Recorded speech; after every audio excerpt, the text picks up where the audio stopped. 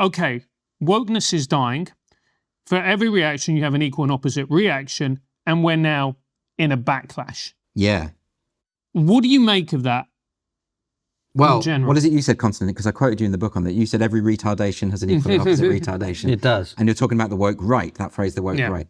Which I've been very surprised at how upset people get about that label. Have you? Yeah, actually, genuinely. You're genuinely surprised? I'm not surprised at all. Well, maybe you're more keyed into this than I am because I see the way people talk to you and James Lindsay and the people who are using the term. And I've tried to outline what I think woke right means. But to me, woke was never about left or right anyway. Like, to me, wokeness was, I define wokeness as a short term as the cultural revolution that seeks inequity according to group identity through authoritarian means. I think that covers it. Well, you can be on the right, left, or anywhere in between and still be obsessed with group identity and still be obsessed with imposing through authoritarian means your values. So wokeness was never, for me, about left and right. And I actually think it went so far because we misunderstood the culture war as a question of left versus right, and it never, ever was. Authoritarians exist across the political spectrum. They can emerge from anywhere at any time. You can't pin it down to left or right, much as people like to do so. And I think when they do that, there's a kind of tribalism there. It's like, I don't want my team to be accused of this, right? I think that's partly what's going on there. To say that there's such a thing as woke left, people on the left who are woke and people on the right who are woke, makes complete sense to me. Of course there are identity-obsessed monomaniacs on both sides of the political spectrum who want you to shut up, who want to censor you and want to do, and they follow the same template. This isn't, to me, a controversial thing. But I'd also say, when you talk about your quotation about retardation, which I know is a very upsetting term for some people, but it just means to go backwards. Retard. Anyway, so no, it does. Yeah. So, sorry, where was I? I'm talking about this idea of wokeness transcending the political boundary. Why is that so upsetting to me? Well, I think it's to do with tribe. I think I think right and left are redundant at this point.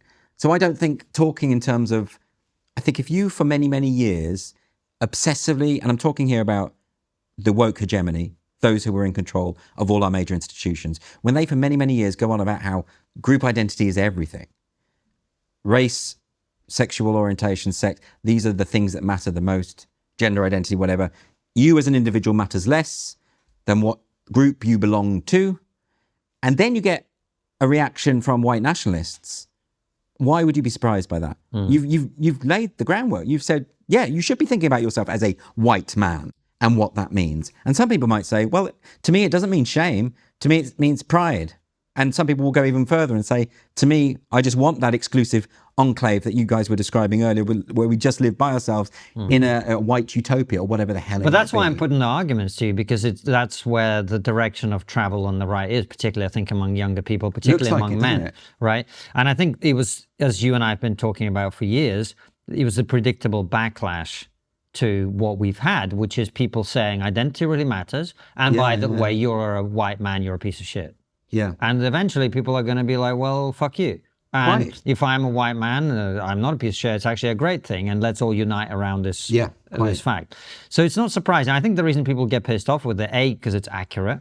Yeah. And B, because it's that tribal thing that you said, which is you're basically calling them the thing they hate the most. Right, okay. And they hate it the most because actually, at some level, that's what they are. Yeah, and no one likes to be labelled, right? And we've had this for years with woke people saying the same thing, like saying, we don't like to be, you're just using it as a snarl word. It's just an insult. Well, I've never used woke as an insult. I use it as a descriptive shorthand for quite a complex, sprawling ideology, right? That's the only reason I've ever done. So I think people now taking it as a pejorative, they're probably a lot of the people who've used it as a pejorative themselves, right?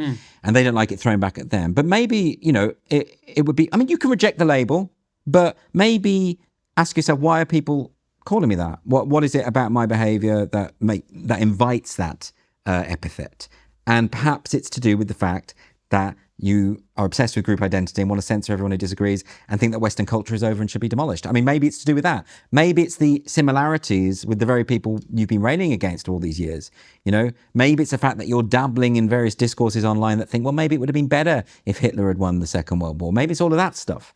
Maybe it's all your constant anti-Semitism. Maybe that's part of it. But how can you not see the similarities between the extreme far left with the way that they talk about Jews And the way that I'm seeing more and more, I'm not alone in this, am I? I'm on the right. It's very, I had the funniest conversation with somebody about this because he was like, well, the difference is we're right.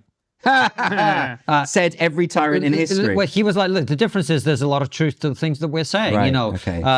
There is discrimination against white Christians. Sure. And he was like, can you point to something that the woke left said that was true? I was like, yeah, like black people on average probably don't have quite as good a deal as white people in our society. And that's probably a fact. Yeah. I think women on average probably don't get quite as good a deal as men. Now, does that mean that the woke left solutions to those issues was correct? No. But it's the same, like, you know, we know that there's discrimination against white people, and we know there's discrimination against men, and we know that there's been all of this stuff. Quite overt. I mean, the BBC advertising for just whites only, not no whites in their kind of internship stuff. But I don't know that the solution to that is identity politics for white people. The solution to it, I think, is returning to the ideas that we were talking about, which is treating people as individuals. Yeah. But the counter argument to all of this, which is why we were kind of focused on a lot of this, is that there are some groups who just are more tribal than others. Well, it's the idea, isn't it, that how far do we tolerate the intolerant? How far do we allow those kind of ideas to flourish when they represent an existential danger to the society? That's a really good question, but I don't think the sort of the jackboot sledgehammer solution, which, let's face it, has been tried many times and always leads to the same end point, which is misery. So I just don't think that's the way. I would like to see a conversation about that. I mean, that particular debate is one I'm very interested in.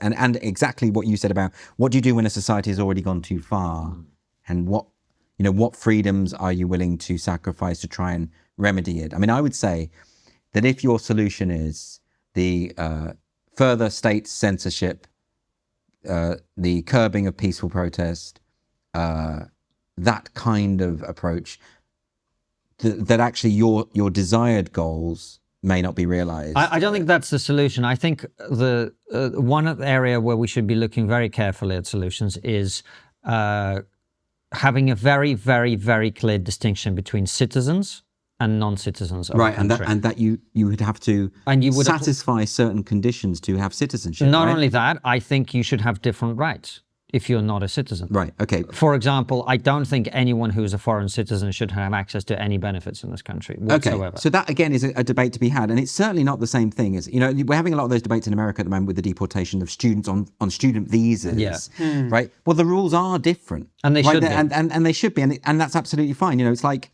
the analogy that I've often heard used is, if I invite you into my house and you start, criticizing my pelmets or whatever, I can, not, it's a bit camp, but I can throw you out. It's my house, right? Those people are there on a visa. I've got a visa now for America. If I go out there and start burning the American flag and chanting of death to America and everything, I don't expect to be allowed to stay. And I think that would be reasonable, right? So I do think there's different. At the same time, you can also argue that due process still matters. And that, there are some concerning cases in America where due process appears to be being bypassed. And due process, by the way, is different for people who've immigrated. It's not actually as thorough as the rest, but there's something there. There's the opportunity to stand up and make your defense in public. That matters, right? It's possible to have hold both those positions at the same time. Those who say just get rid of them, don't grant them, run roughshod over all of our conventions just to do it, that's not helpful either, I suppose is what I would say.